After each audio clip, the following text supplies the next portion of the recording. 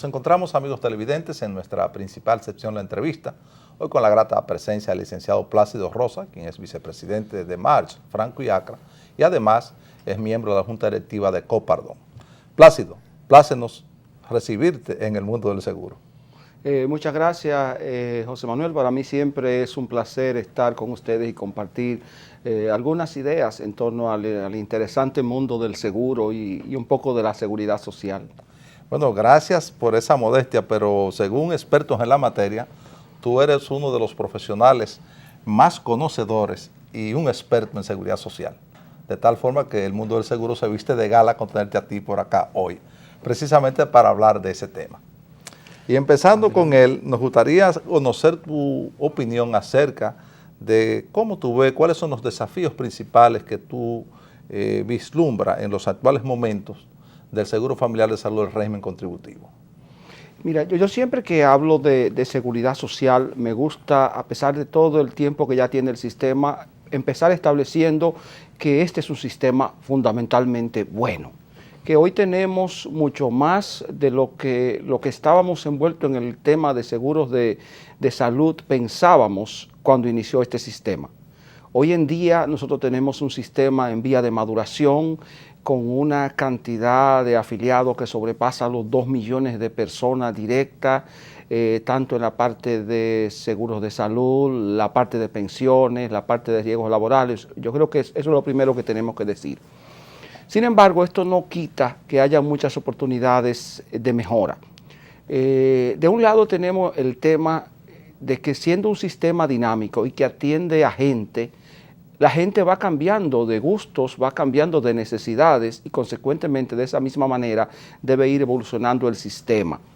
Hoy tenemos necesidades puntuales como son el tema de la atención primaria. Sin la atención primaria el sistema está constantemente bajo amenaza, porque eso no permite hacer medicina preventiva, eso no permite contener ciertos costos, no permite aplicar protocolos en la prestación del servicio y definitivamente siempre está amenazando el sistema en cuanto a la suficiencia económica. De otro lado tenemos lo que es el fortalecer entidades que tienen que ver con la supervisión del sistema. Nosotros tenemos una tesorería de la seguridad social haciendo un trabajo excelente, pero con recursos limitados que le impiden ir detrás de evasión, detrás de elusión, detrás de cosas que se hacen no correctas dentro del sistema y que lo amenazan. Tenemos una DIDA, que es un importante ente del sistema, como defensa e información para el afiliado, que también carece de recursos. Nosotros decíamos hace un tiempo, haciendo unos números, que DIDA tiene alrededor de un empleado por cada 20,000 afiliados al sistema. Con una relación así no hay manera de ayudar. Si nos vamos al lado de los corredores o de los promotores, un corredor tiene hoy un empleado para cada 2,000 o 3,000 afiliados. Eso es una diferencia enorme. Está el control y la supervisión sobre algunos entes del sistema. O sea, aquí hay entes del sistema muy supervisados y otros que prácticamente no se les supervisa. Es el caso de los prestadores, que dependen, de acuerdo a lo que establece la ley, del Ministerio de Salud Pública, pero no hay tal supervisión, seguimiento. Entonces, esos son puntos importantes de mejora. Finalmente están también dentro de este esquema de posibles puntos de mejora, el tema de pensiones, que hablamos poco porque nos concentramos mucho en el área de la salud, pero en la parte de pensiones hay que agilizar la forma en que los beneficiarios pueden acceder a esos servicios. No puede ser que una familia tarde meses, a veces años, en lo que puede documentar y tramitar una pensión de sobrevivencia o una pensión por accidente o por una incapacidad, sea laboral o de otro tipo.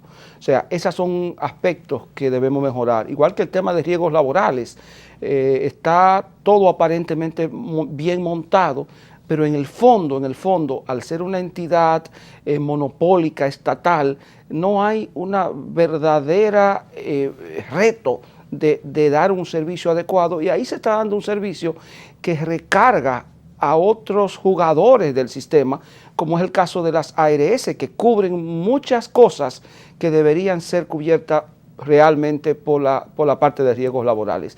Yo creo que ahí hay algunos de los puntos más importantes de mejora del sistema. Qué bueno, Plácido, que tú comentas con tanta profesionalidad esos temas.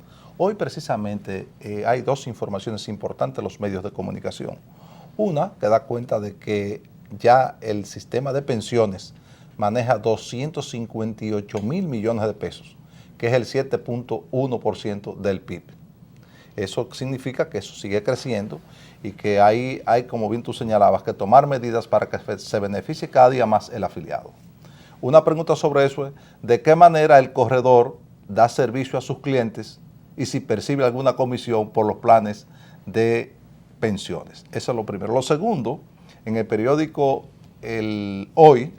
Hoy, en su página editorial, se habla de que el régimen contributivo del Seguro Familiar de Salud tiene dos cosas muy negativas que le hacen muchísimo daño. La elusión, donde más de 170.000 empleados son reportados a la Tesorería de la Seguridad Social por debajo de lo que perciben, y la evasión. Yo quisiera que tú... bueno, entonces decía que también hay otro mal, y es que el catálogo de prestaciones no está actualizado acorde con el perfil epidemiológico del país y con las necesidades más sentidas de los afiliados. ¿Qué opinas tú de estos dos temas? Bueno, ahí hay tres temas, de hecho. Vamos a ver. Lo primero que tiene que ver con el sistema de pensiones.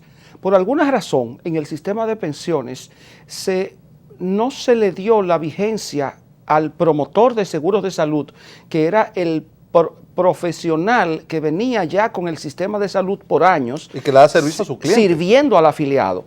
Esa figura que antes era el corredor, el agente de seguros, con las igualas, pasó íntegro dentro de del beneficio de salud del sistema de la seguridad social. Y recibe una remuneración muy baja, por cierto, porque siendo un sistema de carácter compulsivo, obligatorio, la remuneración por eso es baja para el corredor, el que ahora es promotor de seguros de salud. Pero ese promotor que viene ligado por años a una empresa, a un grupo de empleados de esa empresa, a todos los empleados de esa empresa y su familia, no puede hoy decir a la empresa que no va a dar ese servicio porque la remuneración es baja. Hay alternativas. Entonces, esa figura no se hizo prevalecer con la misma categoría en el sistema de pensiones. Y pensamos que eso se refleja entonces en que el que tiene un derecho a pensión no tiene quien le acompañe en hacer valer ese derecho, en la gestión, en la gestión de documentar el expediente, de presentarlo a la AFP, de llevarlo por las diferentes instancias, un proceso bastante complejo. Yo hacía un ejercicio hace un tiempo de que veía que en promedio gestionar una pensión puede tomar 6, 8, 10 meses y a veces más.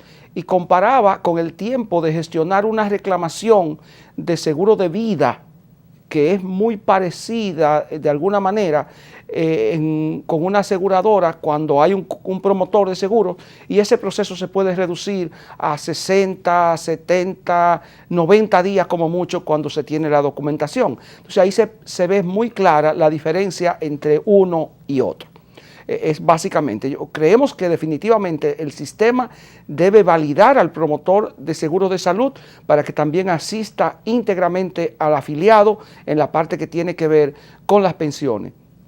Sobre todo porque, como dijimos antes, el DIDA no tiene los recursos ni la capacidad de gente para acompañar a todos los reclamantes.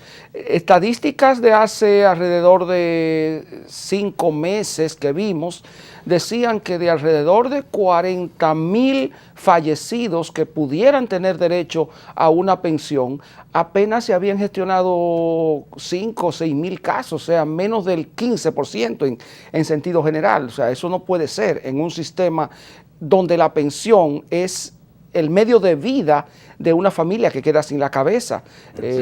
Hay que pensar lo que es una familia sin que le esté entrando el salario de la cabeza y esperando una pensión por 6, 7, 8, 10 meses.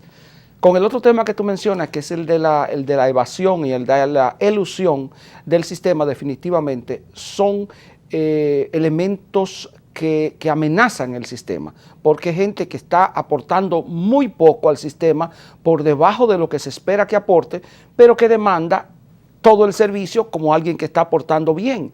Ahí es como decíamos al principio, yo creo que hay que fortalecer para eso a las entidades que tienen que hacer la supervisión de esa parte. Y ahí está el tema de la tesorería, que es quien debería, entiendo yo, según las especificaciones de la ley, quien debería estar velando por esos elementos, y lo hace, pero su capacidad de accionar es muy limitada porque no tiene todos los recursos que debería tener la tesorería para el nivel de trabajo que hace.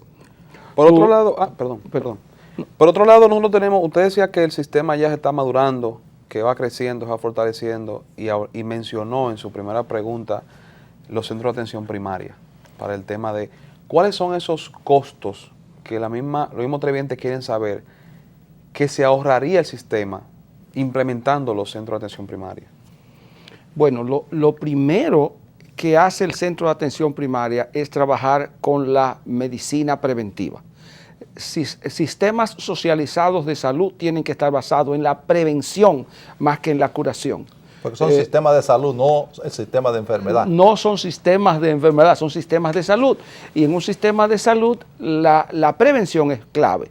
Pero sin centros de atención primaria donde se lleven historias médicas continuas de cada afiliado y de su familia, de su núcleo familiar, no hay manera de hacer prevención. Se hace prevención hoy, pero muy modestamente. Algunas ARS tienen establecidos los sistemas, van a las empresas, hacen algunos planes de promoción y prevención, pero no es como está concebida la ley. Claro. Entonces, ese es el primer elemento, la parte de la inversión en prevención, que es una economía al mediano largo plazo en la enfermedad. De segundo lugar está la prestación del servicio bajo protocolo. Cuando se presta el servicio de salud bajo un protocolo, se garantiza que el afiliado, el paciente, reciba lo que realmente necesita recibir ante una determinada dolencia. Cuando no hay ese protocolo, el prestador queda con mucha libertad. Y esa libertad a veces la ejerce bien, a veces exagera y puede gastar en una gripe que por clínica un buen médico lo determina muy rápidamente y sabe qué debe hacerse, pues prefiere irse por otro camino y entonces intervienen estudios, intervienen análisis y muchas otras cosas para concluir en la misma gripe, pero gastando 6, 7 veces lo que correctamente procedía. Entonces esos son solamente dos de los aspectos en que un centro de atención primaria puede apoyar. Otro tema puntual y que es hoy una cosa que cuando uno lo analiza piensa que no debería ser, es que la inexistencia de los centros de atención primaria hacen que personas que tienen su seguro no puedan usarlo, porque una persona con bajos recursos que tiene que buscar una diferencia para ir a un médico de 300, 500, 1.500 el costo de bolsillo. De su bolsillo, para un obrero eso es más que el salario de un día. Claro. Entonces no puede pagarlo por una diferencia de médico y a veces evita ir al médico por no tener con qué pagar la diferencia, o va a un hospital público y entonces o está recibiendo un servicio deficiente o está pasando el costo de su atención a otro jugador del sistema. O sea, son de las cosas. Y él se agrava en su enfermedad. Claro, porque la persona puede no ir al médico y entonces es peor la situación. Eso es verdad. Por otro lado, ADARS, la Asociación Dominicana de Administradores de Riesgos de Salud, decía que en una encuesta de Gallup reflejó unos resultados de que un 90.26% de sus afiliados estaban satisfechos con la calidad de los servicios recibidos. Un 89.8% está satisfecho con su ARS, en donde tiene su plan complementario, y un 98.2% está en disposición de recomendar su ARS a un amigo. ¿Cómo usted ve o qué opina sobre eso en un sistema que tiene una siniestralidad de un 90.72%? Eso es muy sencillo, eso está directamente relacionado. esa siniestralidad de 90 y tanto por ciento te da la idea clara de cuál es la frecuencia de uso que tiene hoy el afiliado en nuestro sistema. Eso te indica que ya el afiliado hoy en día tiene confianza en el sistema, que ya asiste a él en todo lo posible, que ha aprendido a utilizar el servicio. Naturalmente, dentro de esa siniestralidad también hay, como dijimos antes, puede haber algunos costos ocultos que corresponderían a otros jugadores que se cargan como siniestralidad del sistema de salud, pero en definitiva eso es lo que dice, estamos ante un sistema bastante en maduración, un sistema en el que la gente cree, en un sistema en el que la gente está usando definitivamente, y esa satisfacción lo dice.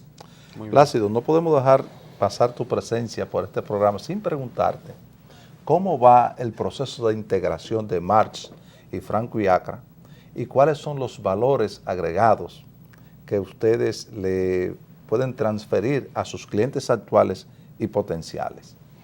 José Manuel, la verdad que ese proceso ha ido muy bien. Lo primero es que Franco y Acra Tecniseguros, la empresa predecesora de hoy, March, Franco y Acra, era una empresa siempre de vanguardia en términos de tecnología, de capacidad técnica, de organización puesta al servicio de sus clientes. Y esa plataforma tecnológica, humana, técnica, pues ha sido vital en el proceso de integración a lo que son la plataforma y la políticas, estrategias y toda la estructura de servicio de March. O sea, ha sido un proceso que ha ido muy, muy suave en la integración por el nivel de organización y tecnología que teníamos.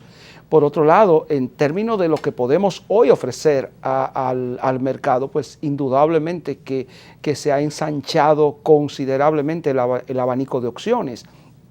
March es una empresa mundial con 50 y tantos mil empleados en el mundo, con 4 o 5 divisiones, de manera que podemos servir a un cliente hoy en todo lo que pueda necesitar que tenga que ver con gestión de riesgo, no solo a nivel de riesgo de propiedad, de responsabilidad, a nivel de manejo de gestión humana, a nivel incluso más adelante de inversión, de todo. March es el primer corredor del mundo y eso implica pues todo ese recurso a disposición de nuestros clientes en la República Dominicana como en cualquier otro país del mundo.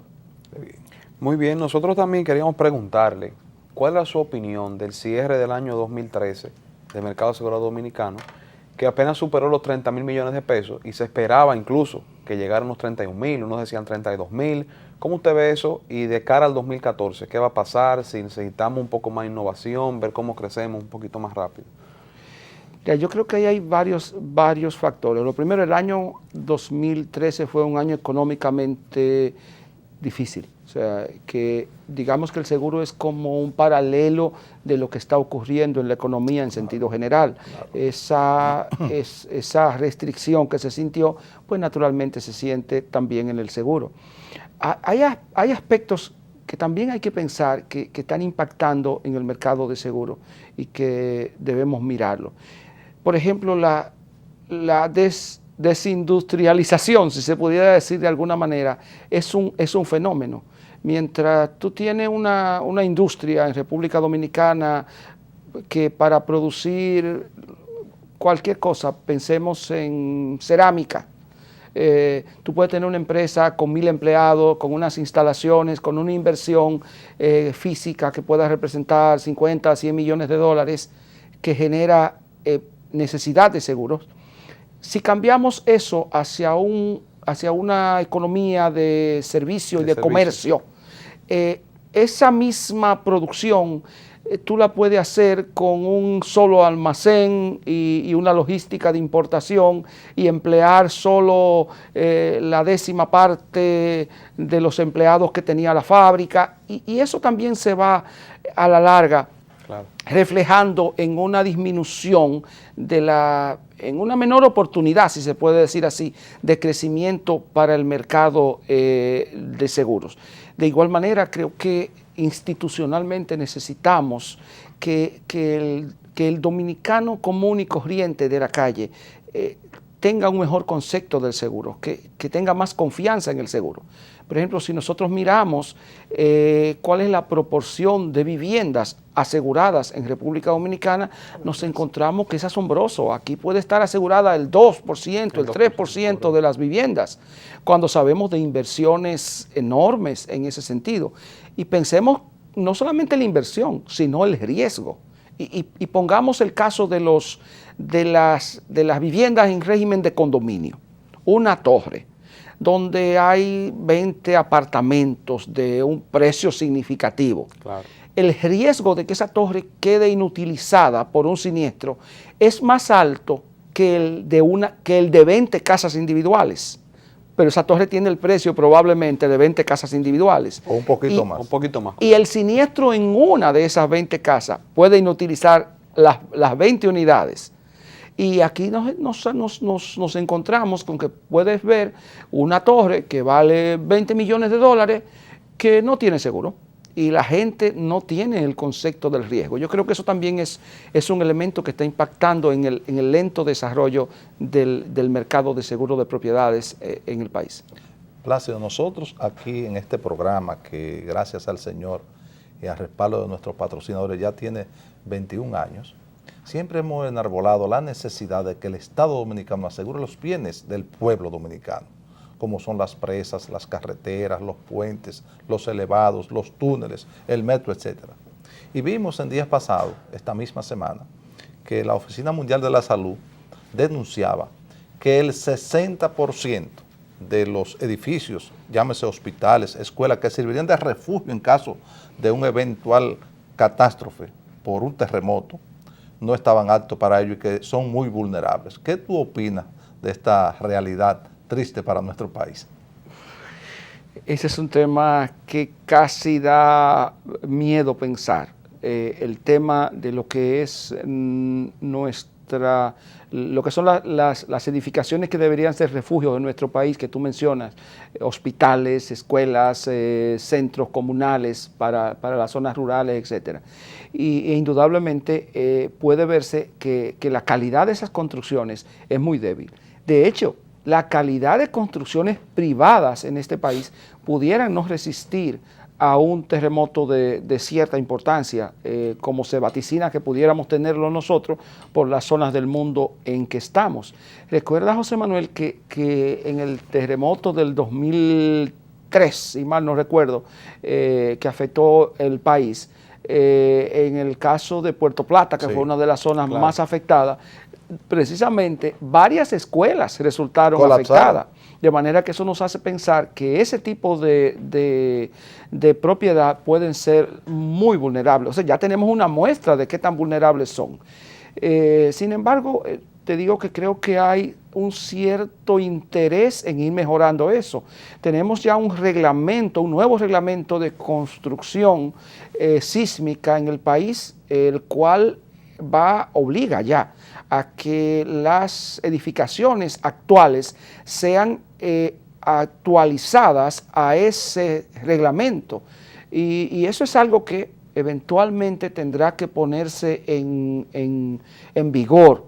De hecho, nosotros hemos visto algunos parques industriales privados que por su cuenta han empezado ya a ir inspeccionando algunas de esas naves donde hay mucha gente, en esas naves, por ejemplo, como zonas francas, y hemos visto ya algunas haciendo ejercicio de ir mejorando esos edificios. Plácido, lamentablemente se nos ha terminado el tiempo. Se nos han quedado algunas preguntas, como es el caso de los accidentes de tránsito, que tú manejas muy bien, y otros aspectos, tanto de la industria aseguradora como de la seguridad social. Eso es bueno porque nos obliga a extenderte una formal invitación para los próximos días. Cuando esté un poquito más desocupado, venga por acá. Cuando tú quieras, José Manuel, estos son temas que yo creo que hay que aprovecharlos, yo creo que hay que difundirlo para que la gente lo sepa.